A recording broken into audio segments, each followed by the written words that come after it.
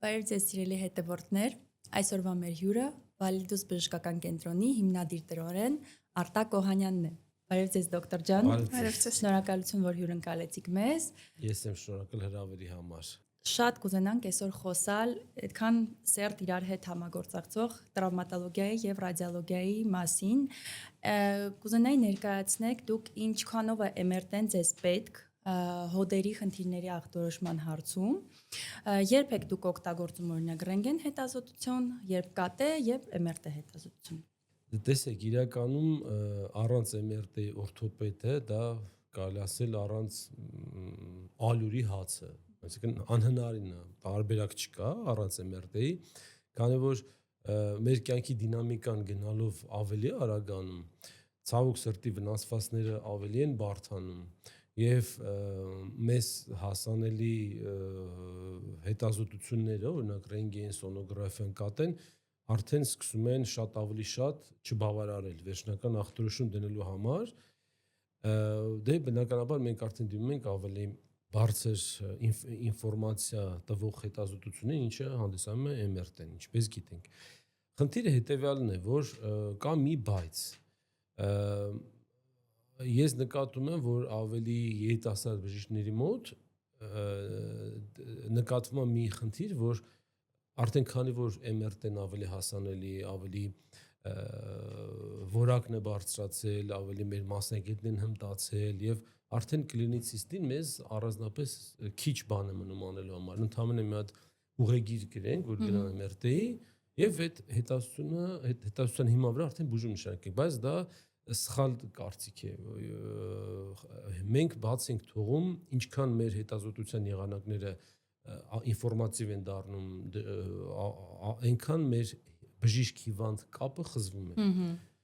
Որտեղ ընտեղ էլ մենք բաց ենք թողում հիմնական ախտորոշում, սխալ ախտորոշում դնելու, այսինքն մեծանում է սխալ ախտորոշում դնելու հավանականությունը, ինչը բնականաբար ազդում է բժշկության որակի վրա։ Ես փորձում եմ ավելի շատ ժամանակ անցկացնեմ հիվանդի հետ, լսեմ գանգատները, քանի որ շատ մանր ինֆորմացիաներ կան, փոքր ինֆորմացիաներ կան, որ հիվանդի համար կարող է թվալ աննշան, ոչ կարևոր, բայց իրականում դա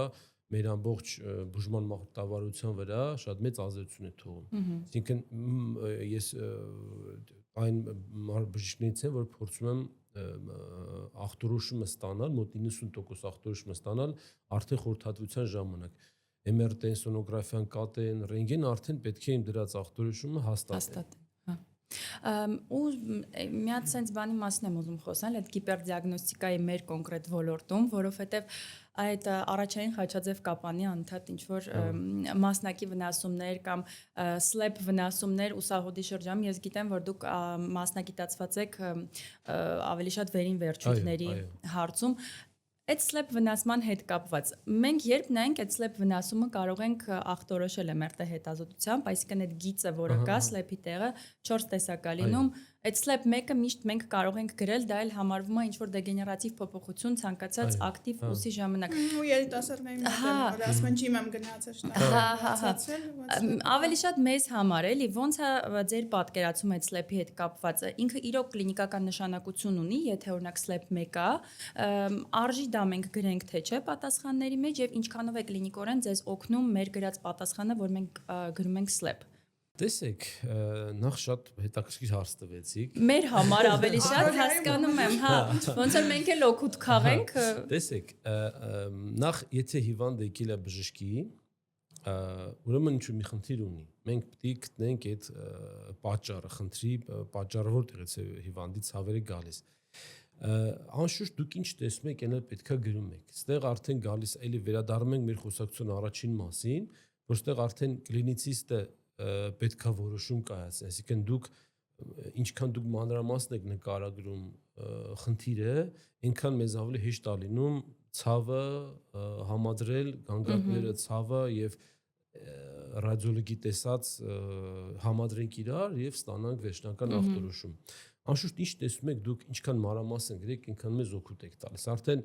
տեսեք, մենք այդ ես սովորությունն է, որ ես էլ եմ ինքս նայում, այդ շատ կարևոր է, շատ հետաքրքիր, ես երևի միակ օրթոպեդն եմ, որ ունեմ երկրորդ կրթություն ռադիոլոգիա դիպլոմ։ Դուք սոնոգրաֆիա եք, չէ՞, երևի թե անում։ Սոնոգրաֆիա եմ անում։ Նախ իմ բոլոր ներարկումներն եմ սոնոգրաֆիական, մինչև արդյունավետությունը ավելի բարձրացնում է եւ չգիտեմ, ես ինձ ավելի տես կոմֆորտնի եմ զգում։ Իսկ ինչ վերաբերում է MRT-ի հետ կապված, դուք ինչ տեսնում եք, ինչքան մանրամասն նկարագրեք, որովհետեւ մեր օրինակ ես տենց խորը չեմ հասկանում MRT-ից, ես շատ քիչ բան կարամ MRT-ի հետ դիսկը նայեմ ու հասկանամ ինչ խնդիր կա։ Ձեր աշկը ավելի սուր է, դուք ավելի փորձառու եք անշուշտ եւ ավելի մեծ ինֆորմացիա կարաք տաք մեզ։ Ինչ որ տեսնում եք դուք պետքա գրեք, արդեն մենք արդեն պիտի կարողանանք մենք մեր կլինիկորեն հասկանանք իրոք կա թե չէ։ Ռադիոլոգիա պատկեր համադրել, մեզ հիմնականում այստեղ ինչն է հետաքրքրում։ Այո, երիտասարդները ավելի ակտիվ են սպորտով զբաղվում, ինչը շատ գովելի է, ու շատ ավելի փոքր իջել է այդ ռոտացիոն մկանների դեգեներատիվ փոփոխությունների տարիքը կարելի ասել ավելի նվազել է, իջել է, ավելի երիտասարդների մոտ ենք տեսնում։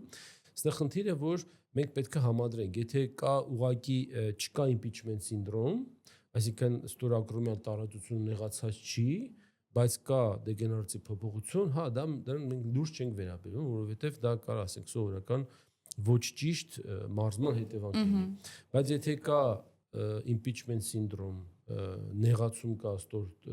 ուսերունային տարածության նեղացում կա եւ ունենք դեգեներատիվ փոփոխություններ, դա արդեն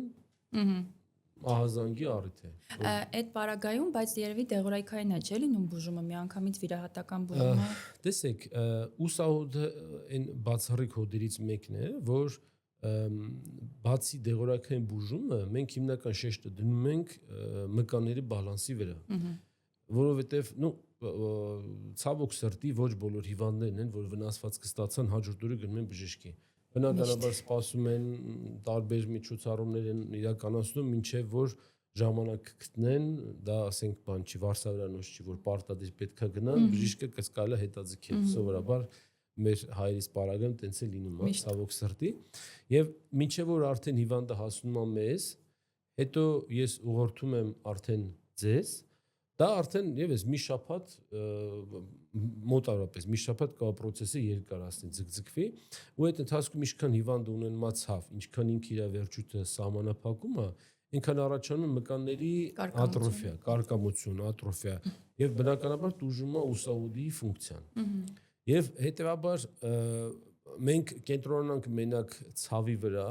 դա հարցի լուծում չի, այսինքն մենակ դեղորայքային բուժումը դա հարցի լուծում չի, որովհետև մենք կարող ենք դեղորայքային բուժմամբ բորբոքումը վերացնել,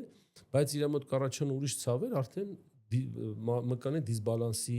հետ կապված, ինչը ավելի շատ դժվար է, օրինակ դեղորայքը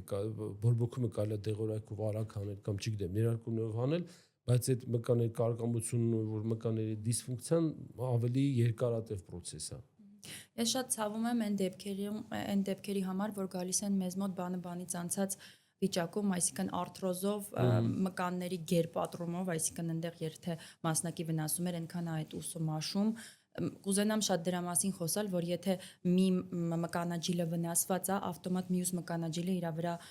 վերցնում է ամբողջ ծանրաբեռնվածությունը եւ ավտոմատ վնասվում է նաեւ մյուս մկանաջիլը։ Շատ ցավում եմ այդ դեպքերի համար ու միանշանակ տենդենսը ավելի շատ MRT գալու, ավելի շատ ախտորոշում ստանալու շատանում է Հայաստանի Հանրապետությունում,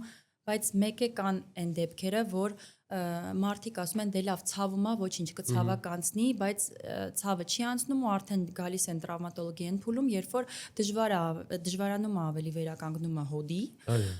Դրա համար հորդորում ենք բոլորին, ինչ ցավում է, միանգամից դիմեք բժշկի։ Մի սպասեք մի շաբաթ, երկու շաբաթ, որ անցնի, նոր դուք որոշեք, որ լավ, դե մի հատ գնամ տրավմատոլոգին ուսս ցույց տամ։ Հատուկ ուզում եմ նշեմ, որ ես Արտակ Սուրենիչին ճանաչում եմ իմ ուսանողական տարիներից։ Ես իմ արձանատուրան չէ, բակալավրի ժամանակ տրավմատոլոգիայի ցիկլը անցել եմ հենց ձեզ մոտ ու ինչքան լավ պոզիտիվ թեթև մարդ եք դուք, հիշում եմ ոնց եք դուք շփվում պացիենտների հետ, տենց մարդ չկա, որ ձեր կաբինետից գոհ դուրս եկած չլներ, ինձ ցիկլի ընթացքում դա տենց է եղել, շատ շնորհակալություն տենց վերաբերմունքի համար պացիենտների հանդեպ։ Իսկ եկեք մի հատ ուրիշ վիճակից խոսանք, որը որ մենք մեր MRT պրակտիկայում այս վերջերս հատկապես շատ ենք տեսնում, աթեսիվ կապսուլիտի մասն եմ ուզում խոսեմ, այսպես ասած frozen shoulder-ի, այդ մարդկանց նախ մեր համար է շատ դժվար իրանց հետ ազոտելը, որովհետև իրանք ուժեղ ցավերի մեջ են, դժվար ենք ստաբիլիզացնում, դժվար ենք պարկացնում։ Այո, օրինակ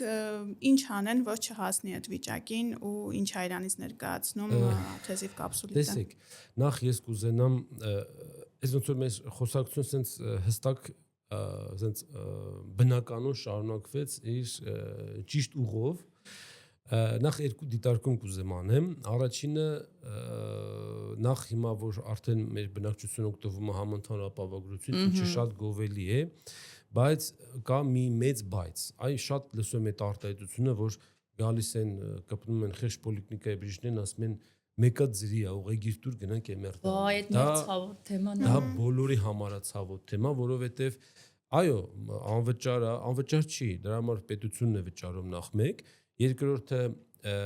այդ ժամանակահատվածը, որ դուք պետք է անցկացնեք այդ հիվանդին ախտորոշում անելու եւ պատասխան գրելու համար, կա ու իրականում կարիք ունի շատ ավելի կարևոր հիվանդ, որի իրական դրա կարիք ունի, դա մեկ։ Երկրորդը, նորից բոլոր մեր մասնագետները պետք է փորձեն չչարաշահեն MRT հետազոտությունը, որովհետև նախ կան հետազոտություններ, որ ավելի մատչելի են ու կարելի ասել օրինակի համար ավելի ինֆորմատիվ են այդ պարագայի համար, ինչ առումով, որ շատ ավելի օրինակի համար ասենք ռենտգեն հետազոտությունը, հա, որ մարդը վնասվածք է ստացել, մենք ուզում ենք հասկանանք կոլատերալ կապանի վնասում ունի թե չունի, կա հասարակ ասենք ստրես տեստով ռենտգեն, որ մենք այդ ռենտգենն անելով պարզում ենք, այդտեղ վնասում կա, կոլատերալ կապանի վնասում կա թե չկա։ Ու մի անգամ այդ ֆիքսատորը դնում ենք, այդ մարդու բուժման արդյունավետությունը մի քանի անգամ բարձրելում, քան որ մենք սպասենք մինչև այտուցը իջնի, ուղարկենք MRT-ի, հետո MRT-ն օրը գա, MRT-ն անի, պատասխանը գրի, ես իրական ձեզ չեմ եղադրում, որովհետև շատ մարդիկ ինձ ասում են, հա դե լավ, դե մի հատ դիսկա դե թող նայեն պատասխանը գրեն, չեն հասկանում, որ այդ մարդը այդ էկրանի դիմաց որ նստած է, պետքա մոտ 3000 նկար նայի ու այդ ամեն ինչ իր մտքում գլխում կպցնի իրար ու տա եզրակացություն։ Նախ ձեր աշխատանքը մի քիչ թերագնահատված է, ցավով եմ ասում։ Ռադիոլոգիա միշտ ամբողջ աշխարհում շատ ներողություն էլի, ես վերջերս հատկապես ծնվերը նոր ավերջացել է թարմ տրավմաները, ծաղկաձորից միանգամից գալիս են MRT-ի։ Լիժաներն ու սնոուբորդը հանում են այդ ուժեղ տրավմայով, արունով, հեմարտրոզով գալիս են միանգամից MRT-ի։ Ասա, կապանը տեղնա թե տեղը չի։ Հիմա դու ինչ գիտես, տոտալա թե սուբտոտալա վնասվածություն։ Ոնց է ամբողջ խնդիր, նախ մենք փորձենք տեղին օգտագործենք բոլոր հետազոտությունները։ Հիմա արդեն վերադառնամ ձեր հարցին։ Frozen shoulder-ը, ինչի ասեցի որ մեր խոսակցությունը շատ հենց բնականon ճանապարհով գնաց ու հասավ հենց frozen shoulder-ին։ Հենց ինքը այդ այն վիճակն է, որ հիվանդները երկարատև ցավ են ունենում, ձերք խնայում են այն ամենատարածված արտահայտությունը, որ դե լավ, էսա կանցնի, մի քիչ տակ կպահեմ, կանցնի, երևի մրսացրել եմ, կոնդիցիոները տակ է մնացել եւ այլն, ու արդեն ինքը մեր հոդը ոնց որ ես բոլոր հիվանդներին frozen shoulder-ը բացատրել, ասում եմ ոնց որ դուք պատկերացրեք մեր ուսահոդի հոդաշապիկը, ոնց որ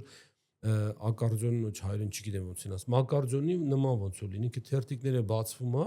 հետո ձեռի չասնուց այդ թերթիկները փակվում են, որ դու երկար ժամանակ ձեռքը չես օգտվում, թերթիկները կպում են իրար։ Այսինքն, այս ոնց որ ձեր հարցին արդեն ոնց որ պատասխանեցի, հիվանդների 99%-ի մոտ frozen shoulder-ը առաջանում է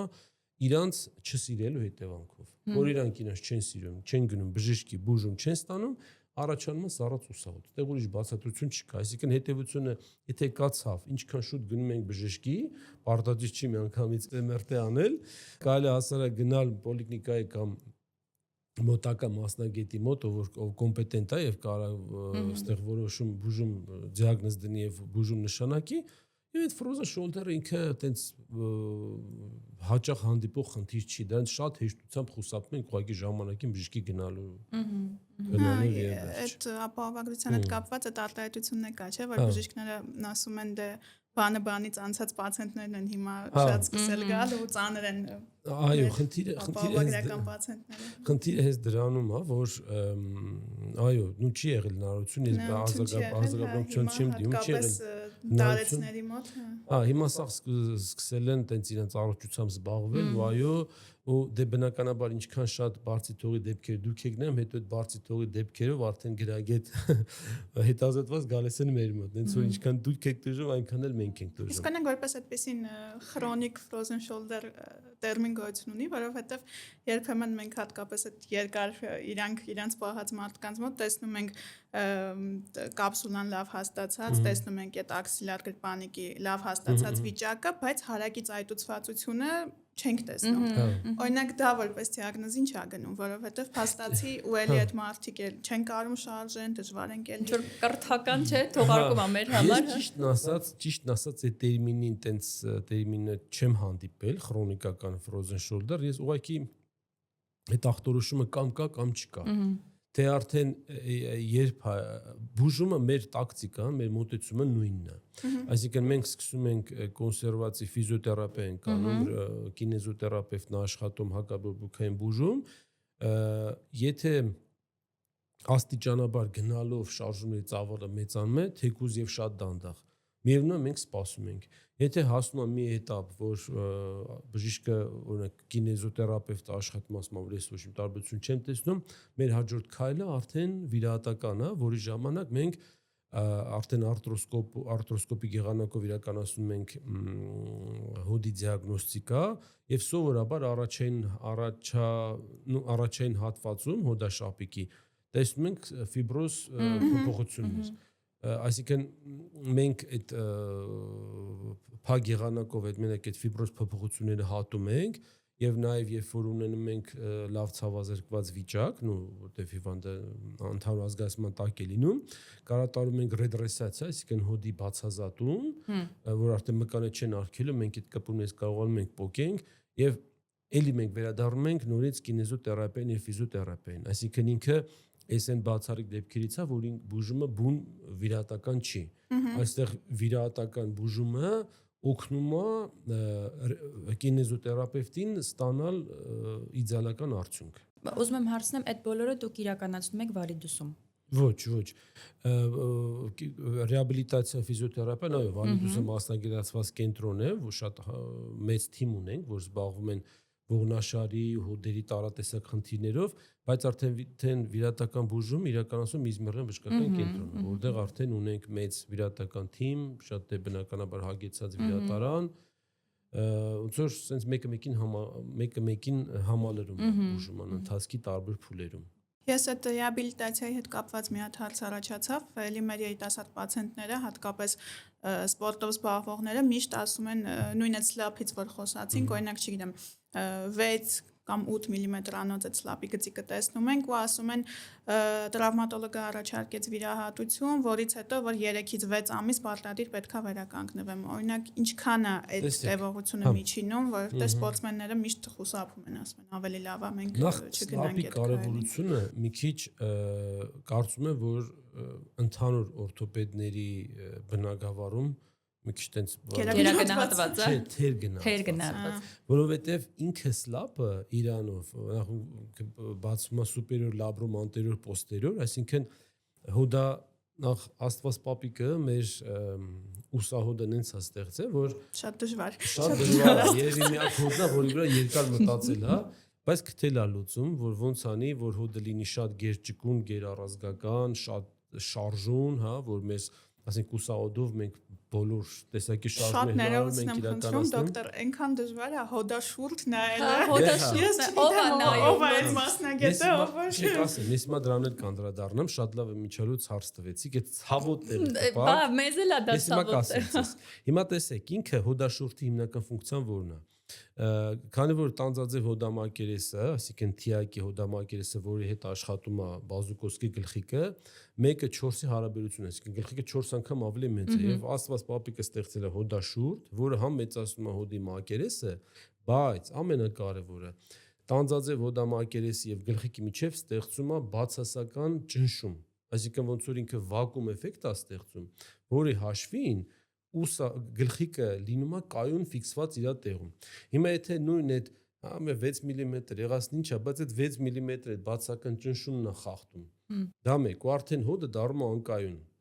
Որ մենք սկզբից խոսացինք, ասում ենք, որ փոքր վնասվածքներ բերում են ավելի մեծ վնասվածքներ, այս այդ պարագան է։ Եթե այդ փոքր վնասումը սլապը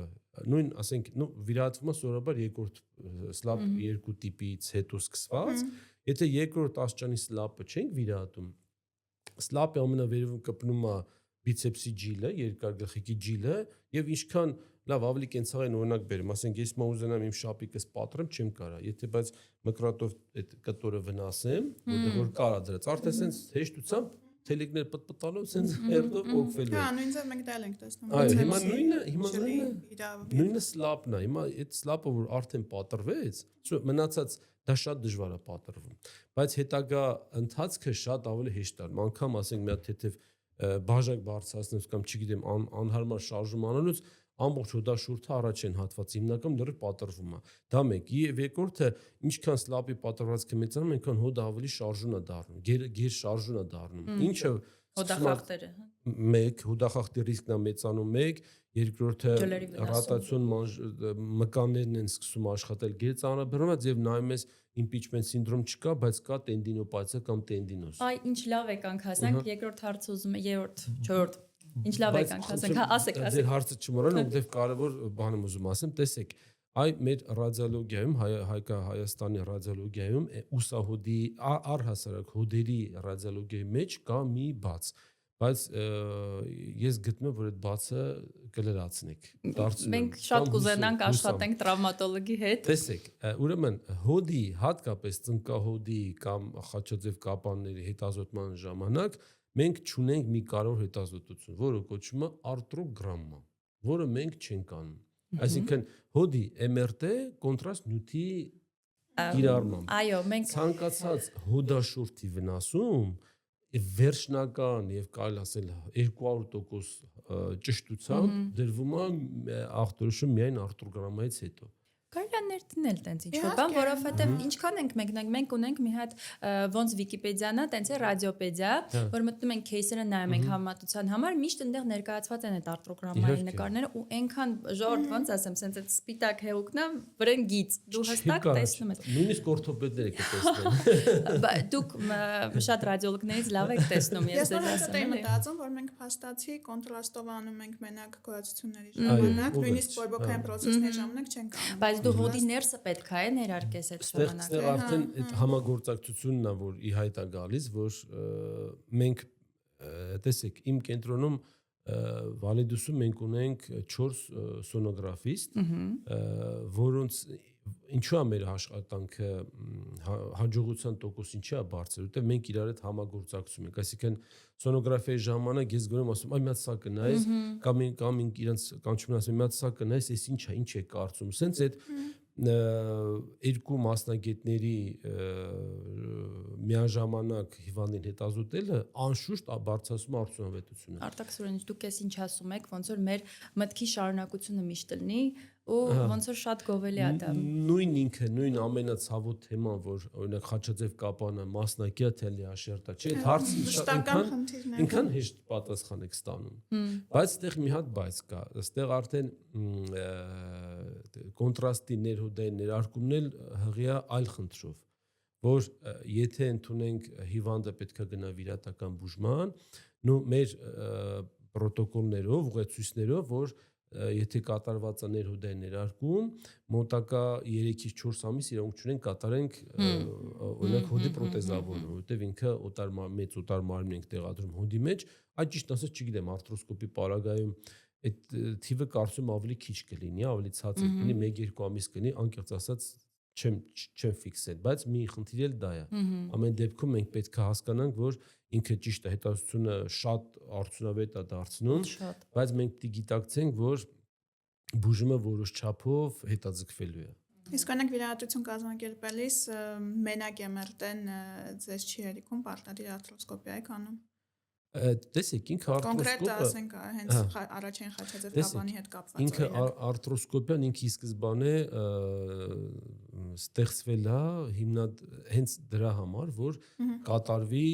բոլոր հետազոտությունների վերջնական եւ համեմատաբար ատրավմատիկ դիագնոզի հաստատում։ Օրինակ իմ հետ տենց եղել է, որ տրավմատոլոգի հետ խոսամ, նույնիսկ եմ որ սենց ասեմ, հեսա կասեմ քանի տոկոս է ուզում ես թելիկներն էլ հաշվեմ մնացած բանը։ Ու ինքը ասի լավ, դե մեկը արտրոսկոպիա եմ անելու նոր մտնել վիրահատության։ Ինքը արտրոսկոպիան ի սկզբանե նշանակություն եղել է դիագնոստիկ եղանակ, բայց տեսել են որ բացի կամերան հոդի մեջ մտցնելով դիագնոզ հաստատելով կարելի է կատել տարատեսակ միջամտություններ, մենք դա արդեն կիրառում ենք որպես վիրահատություն, ոչ թե դիագնոստիկա։ Այսինքն մենք օրինակ Խաչաձև սենց է մեր հարցը դրվում դուք դե բնականաբար գրում եք կա մահիկի վնասվածքներ շատ մահիկի վնասվածքներ լինում են որ դուք շատ ճիշտ նկարագրում եք բայց մենք մտնում ենք տեսնում ենք որ հնարավոր չի դա վերականգնել ոչ թե վնասում չկա չէ այլ կա բայց ուղղակի հնարավոր չի դրա համար հիվանդի նախորդ զգուշացնում ենք ասում ենք տեսեք MR ռենտգեն սոնոգրաֆիան ունեն այսքան տոկոս ճշգրտություն MR-ն ունի շատ ավելի բարձր բայց 100%-անց չի քանի որ կա շատ տարբեր հանգամանքներ իսկ արտրոսկոպիան ինքը 100%-անոց ոնց որ դիագնոստիկ եղանակ է բայց մենք մենակ դրանով չենք բավարարվում մենք մտնում ենք հոդ տեղում որոշում ենք կայացնում այսինքն մենք ձեզ հիվանդին չենք արթնացնում ասում ենք վեր կա всё հասկացանք ինչ էր վաղ կգաս կվիրահատենք չէ մենք մտնում ենք տեսնում ենք վիրահատում ենք դուրս ենք գալիս այսինքն տենց է մեր ընդհանուր հիվանդների մոտեցումը հիվանդների հետ նաև տենց ենք պայմանավորվում որ սա մենք ունենք 90% ճշգրտությամբ հետազոտություն, բայց վերջնական որոշումը կայացվում է վիրահատության ժամանակ։ Այ էդ է ուզում ասել շատ sense pitfall կա մեր ախտորոշման հարցում այդ մենիսկոֆեմորալ կապանը երբ որ շատ կիպահարում բոլորը դրան գրում են որ ռադիալ վնասում ժողովուրդ ջան դա ռադիալ վնասում չի դա ոնց որ հենց ուղղակի կապանն է մի քիչ սինովիտի ֆոնին առանձնացել է հա այնքան դեպքեր են լինում որ գրած է ու հետո տրավմատոլոգը մտնում է արթրոսկոպիկ նայում է ասում է այս մենիսկը նորմալ է էլի ու այդ հենց ramp վնասվածքները դրանք սա համեմատաբար նոր են ռադիոլոգիայի ոլորտում ոնց որ շատ ճիշտ կլներ ուղղորդված ռադիոլոգ տրավմատոլոգ իրար հետ աշխատեին ու իրար հետ դուրս բերեին այդ դիագնոզը։ Այո, ես համոզում եմ։ Մենք այսօր հենց տենց սկսել ենք նկարագրության մեջ գրել, որ օրինակ սինովիտը նկարագրում ենք, սինովիտի ֆոնին մենիսկոֆեմորալ կապանը արտահայտված երևում է, հա։ Չգիտեմ ինչքանով է տրավմատոլոգին օգնում կամ ինչքանով։ Բայց դրա մյուս կողմն էլ կա, որ օրինակ նկարագրում ենք, որ մենիսկը նորմալ է կամ դեգեներատիվ փոփոխված է, տրավմատոլոգը բացում է դիսկը նայում է, ասում է, «Ստեղ ռադիալ պատրված կա, ռադիոլոգը չի տեսել», բայց ինքը ես կոնկրետ ինչ որ անձնավորված տրավմատոլոգների մասին չեմ փաստացի ինքը հիվանդի մոտ կանգնում ասում է, բա չեն տեսել այս ռադիալ վնասվածքը, բայց փաստացի այդտեղ ռադիալ վնասվածք չի լինում։ Տեսեք, այդտեղ արդեն գալիս է այդ կոլեգիա Եկեք զանգենք իրար, մենք զանգում ենք տրավմատոլոգներին։ Այո, այստեղ խնդիրը հետևյալն է։ Ես համ մեծ խնդիր եմ համարում, որ անկախ նայած թե ով է ռադիոլոգը, ինչ որակավորում ունի, ինքը քո իմ կոլեգան է։ Ես իրան ճանաչում եմ, չեմ ճանաչում, սիրում եմ, չեմ սիրում, կապ չունի, ինքը իմ գործընկերն է։ Всё, ես այդ ամեն ինչ ես չեմ թողում դա անպատասխան չի մնում, եթե սխալ եմ տեսնում։ Բայց այդ նախ այդ սխալը պետք է չդրվի զուտ իմ ամբիցիաների հիման վրա, այլ դա սխալը պետք է օրինակ հաստատվի կամ հերկվի վիրահատության ժամանակ ավելի բարձր հետազոտություն կոպիտ ասած անելուց հետո։ Նույնը եւ ես սխալ եմ համարում, որ օրինակի համար ռադիոլոգներն ասում են, «Ա ձեզ վիրահատություն է պետք»։ Հա, չէ։ Դա էլ ես չեմ ընդունում։ Արդեն այդտեղ բանը, այդ նույն այդ ռադիոլոգն էլ պետքա իր դաշտում մնա, ասի որ գիտես ինչ կա, դուք ունեք բուժող բժիշկ, սա հարցով դիմեք։ Դա մերը չի, հետո ցանկացած բարդ իր վրա ավել պատասխանատվություն պետքա չվերցնի, եթե դու չգիտես այդ քո ոլորտը չի։ Այո, միանշանակ։ Այդ այն հարցն է, որ եթե ամեն մեկը իր տեղում լինի, այ դուք ունեք կասկածելի հարց զանգեք ինձ կամ ուղղագրել է իմ մոտ կասկածելի հարցնի զանգեմ ձեզ այդ ինքան տեղից բացի որ համ ձեր որակն է բարձրանում որպես մասնագետ համ իմ որակն է բարձրանում որպես մասնագետ բայց դե քանի որ մենք ճամբիցիոզ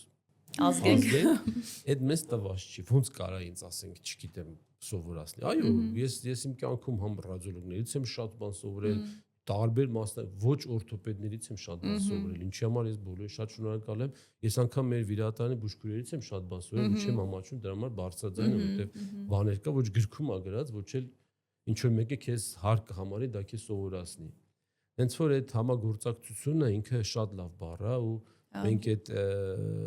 իր այդ բովանդակությունը պետք է ճիշտ հասկանանք ու ճիշտ կիրառենք մենակ հիվանդի շահերից է բխում վերջը ընդհանուր նպատակի համար է։ Այո, եւ նաեւ մեր շահերից է բխում։ Ինչքան փոխադարձ ոնց որ գիտելիք է տրամադրվում այդ համագործակցության ընթացքում։ Միշտ կլինիցիստների օգնությունը մեր պրակտիկայում փոխադարձ է, այո։ Անգնահատելի է, որովհետեւ կլինիցիստը նույնն է եկվա այդ հեմատոմայի հարցը, ինչքանով է կլինիցիստը մեզ միշտ օգնում։ MRT ոդքասթի գործընկերն է MRT կլինիկը։ 3 տեսլահզոր MRT սարք, փորձառու բժիշկ ռադիոլոգներ, պատասխանները տրամադրվում են ընդամենը 1-2 օրում։ Մեզ մոտ ամենամատչելի արժեքն է գործում է առողջության համընդհանուր ապահովագրություն, ինչպես նաև անհատական ապահովագրություն։ Ձեր MRT-ն MRT կլինիկում։ Դոկտոր ջան, մի հատ էլ sense հարց, որի հետ որ մենք էլի շատ ենք առնչվում, առաջին խաչաձև կապանի տրանսպլանտատի բարդություն, որը որ մենք MRT-ով տեսնում ենք, այ ինչքանով է դա ճիշտ էլի տերմին դիագնոզ ու տեսեք, դեպի ուր ուղղորդենք մենք։ Տեսեք, այսինքն բարդություն, տեսեք, մենք երկու տեսակի բարդություն կարանք ունենանք։ Նախ առաջինը ինֆեկցիան։ Երկրորդը անբավարարություն, որ եթե մենք առաջին խաչաձև կապանի պլաստիկայի ժամանակ երկու կետ ունենք ֆիքսացիա, մեկը ազդրային հատվածում, մեկը սրունքի։ Այդ երկու կոմպոնենտի ինչ որ մեկի ոչ անբավարար ֆիքսացիան եւ երրորդը, որ կարա, բայց դա արդեն դուք երևի չեք տեսնի, որ վերևն ազդուրում է լավ ֆիքսված, սրունքում է լավ ֆիքսված, բայց ընդհանուր այդ վիրահատության ժամանակ լարվածությունը կապանի ճիշտ չի տրված, որովհետև դա սովորաբար մենք անում ենք ձեռքով, այսինքն, Եվրոպայում լինում է տեղեր, որ նյուտոնմետր են օգտագործում, այսինքն կա որոշակի լարվածություն են տալիս խաչաձև կապանին, նոր է ֆիքսում, մեր մոտ դա որոշակի անկյան տակ մենք է նեյտրալ, ընդունված պրակտիկա դա աշխարհում, նես չի որ պարտադիր պետք է նյուտոնմետրով ֆիքսվի կապանը, բայց ընդհանուր մոտեցում կա, որ ծնկի որոշակի շարժման ժամանակ որոշակի ուժով սեղմելիս ֆիքսում ենք մենք տրանսպլանտատը։ Բայց միշտ չի որ դա նորմալ կստացվի, եւ այդ կարա համընդեղ նորմալ ֆիքսված լինի, համ սրունքում, համ ազդրում, բայց միևնույն ունենա անբավարարություն։ Հիմնական այդ երկու խնդիրները, ձեր անելունը, որ դուք ինչ տեսնում եք, դա նկարագրեք արդեն իր վիրահատող բժիշկը կամ ում որ ինքը արդեն կդիմի, ինքը արդեն կլինիկան համադրի, որովհետեւ խաչաձև կապանը մի քիչ ինքը մեր համար էլ ախտորոշումը դժվար է դնել, քանի որ ով է վնասում խաչաձև կապանը, սպորտեն ակտիվ մարդ է, ասենք օֆիսային աշխատողը մայլերում գործ չունի։ Միջած մայլերը մեզ ինչ որ բան կոմպենսացիա ինչ կանի, կամ գովազդի համար թե չէ, ամեն դեպքում ոչ ոք չի գնում դա ուղղելու, օֆիսային աշխատողը տեղից չի վեր կամ գնում դա ուղղելու, ինքը սպորտով ակտիվ զբաղվող մարդ է, որ ունի ահավոր ամուր մկանեն համակարգ եւ խաչաձև կապանի դիագնոզ դնելը հենց իմ սենյակում ես էլ եմ դժվարում, քանի որ քառագլուխ մկանը մի քիչ զարգացած եղավ, այդ բանի այդ շարժվող դարակի համախտանիշը դժվար է բարձել։ Հա, դժվար է դա բարձել, որտեղ իր քառագլուխ մկանի տոնուսը բարձր է։ Եվ ստեղ արդեն գալիս է արդեն մասնագետի պրոֆեսիոնալիզմը, որ ինքը պետք է կարողանա մենք վերջնական այդ կլինիկորեն պատկերը մենք նարկոզի ընդհանուր ազգացման ժամանակ կամ սպինալ ազգացումից հետո ենք կարող տեսնենք այդ շարժ այդ վիժնու ящики համախտանիշը հիմա վիրահատությունից հետո դա առավել եւս է դժվար օրինակ կոնկրետ кейսից ելնելով ես պացիենտ ունեցա որ այդ տրանսպլանտատը լավ այտուցված է MRT-ով, իսկ տրավմատոլոգի հետ խոսելուց տրավմատոլոգը ասեց դա նորմալ է MRT-ով, տենց պետք է դու տեսնես, դա նորմալ է թե չէ։ Հենց այդ է իմ ասածը այդ է, որ դուք գրեք այն ինչ դուք տեսնում եք, հա, մի MRT-ն ի տարբերություն ունի կատե հետազոտության ինչ մի խնդիր ունի, բայց դա չգիտեմ ինչքանով է լուծելի, որ MRT-ն չի ունենում համատեղության առարկա։ Օրինակ ասենք կատեի ժամանակ մենք կարող ենք աչի ձախ հետ համատենք ու որոշակի կարանք երկու հոտ նկարենք, բայց ոնց որ ժամանակատարակ կատուշկա պետքա փոխվի, ոնց որ ասեմ, երբ որ ինչ որ երեխա է ու զարգացման արատի հետ ենք գործ ունենում, պարտադիր մյուսը երկու ոտքը նկարում ենք համեմատականի համար։ Օրինակ ավելի նենց տրավմատիկ դեպքերում իհարկե այտենց դժվարություն։ Սպეციფიკացնեմ պացիենտների համար եւ ժողովրդի համար, թե ինչի չենք անում երկու ոտքը, որովհետեւ մի հոդի հետազոտությունը արվում է մի կոճով, կատուշկայով, այսինքն ոդկը մտնում է այդ կոճի մեջ, այսինքն մինչև այդ կատուշկան հանել, դնել մյուս ոտի վրա, այսինքն դա շատ ժամանակատար է, այո։ Բայց եթե ցանկության դեպքում երկու հոդի հետազոտության ժամանակ միանշանակ կարողանում ենք համեմատականը տալ, էլի։ Մեկ էլ այն հարցն է ուզում տալ, օրինակ հնացած մասնակի վնասում առաջային խաչաձև կապանի։ Անատոմիչսկի, անատոմիապես կարող է այդ առաջային խաչաձև կապանը նույնիսկ հենց երկու ոտիկով է գալիս կպնում, երկու խրձով է գալիս կպնում, մեկի մոտ կարող է լավ տարածությունը արկա լինի ու շատ ժամանակ դա լավ ոնց որ pitfall մենք այդ ինտերստիցիալ այդուց այո, կամ սխալ ինտերպրետացիա անենք, ասենք որ մասնակի հնացած մասնակի վնասում է։ Ինչքանով է դա ձեզ կլինիկորեն պետք կամ խանգարում, եթե մենք գրում ենք հնացած մասնակի վնասում, թե անատոմիական տարբերակ։ Հա, տեսեք, անկեղծ լինեմ ձեր հետ, ես սկսել եմ տրավմատոլոգիա օրթոպեդիայի աշխարհում ապրում եմ արդեն 2003 թվականից։ Ու այսքան ընթացքում ես դեռևս մասնակի վնասում չեմ տեսել։ Կամ մենք սաղ գրում ենք մասնակի կամ ինքը վնասում, կամ ինքը չի վնասվում։ Տեսեք, մենք սենց լայն տարածում գտած բան կա, դիագնոզ կա, ասում ենք ռուսերենը ցավոք սրտի զլոբնա տրիադա։ Եթե կա խաչաձև կապանի, հա, եթե կա խաչաձև կապանի վնասում, մահիկի վնասում, կոլատերալ, վсё, այդ արդեն եթե երկուսից մեկը կա, ուրեմն խաչաձև կապանն է վնասված։ Ինքը ոնց որ սենց դες ավելի որ հստակ լինի, ինքը խաչաձև կապանը մեր ծնկան հոդի ամենակարճ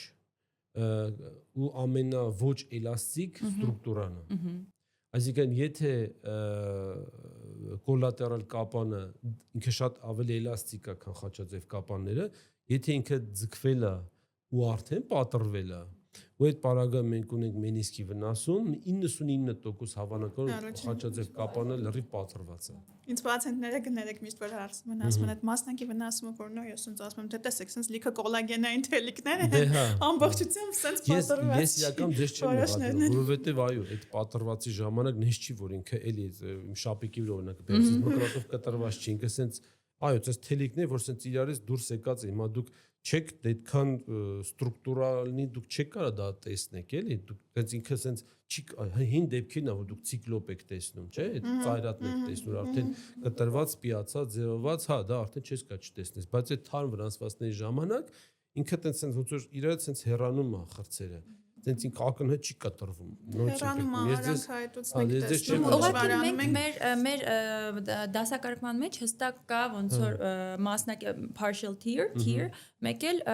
sprain, տիպը բան, այտուցի տեսքով էլի ինչ որ մի բան, դա մեր ռադիոլոգիչի դասակարգումն է։ Բան չեմ ասում, ես անկեղծ ասած, ես հիմնական ռուվերին վերջույթով եմ զբաղվում, ծնկով քիչ հիվանդներ եմ։ Ստեղել ենք գրում մասնակի վնասում։ Հա, այս լինում է առաջին դա լրիվ այլ հարց է։ Չէ, դա լրիվ այլ հարց է։ Օրինակ սուպրասպինատուսի հարցը միշտ տրավմատոլոգը զանգում է, ասում է մասնակի 10%, 20%, 30%։ Հետո բուրսալ մակերեսից է, արտիկուլար մակերեսից է։ Հետին Այս խաչաձև կապանի հարցը փակեմ, այդ բանը։ Ինքը ես անձամբ չեմ տեսել, կա ու ես եմ սխալվում, ես կուզենամ որ իմ ասացի վրա չհիմնվեք, բայց ես ուղղակի ինչքան տեսել եմ, ինչքան որ վիրահատել եմ, ես մասնակի պատրված չեմ տեսել։ Եթե դեմ չեք եկեք մի օր մեզ հյուր եկեք, մենակուսից խոսանք, որտեղ ոնց որ հարցերը շատ են։ Կլինիկայել եկեք, ոնց որ кейսերը դնենք, քննարկենք, ոնց որ շատ ինֆորմատիվ կլինի։ Իսկ ինչ ես կարճ անդրադառնամ այդ մասնակի պատրվաստին, սենց է մեր մոտեցումը, սենց է մենք այդ վերփշտը հիմնական դուժող մկանի ջիլը դա վերփշեն մկանի ջիլն է, որ իր հիմնական վնասվածքները բաժանվում են 3 խմբի։ Ներջլային, արտահոդային, ներհոդային։ Եթե այս 3 հարկերից վնասվածայի մեկը,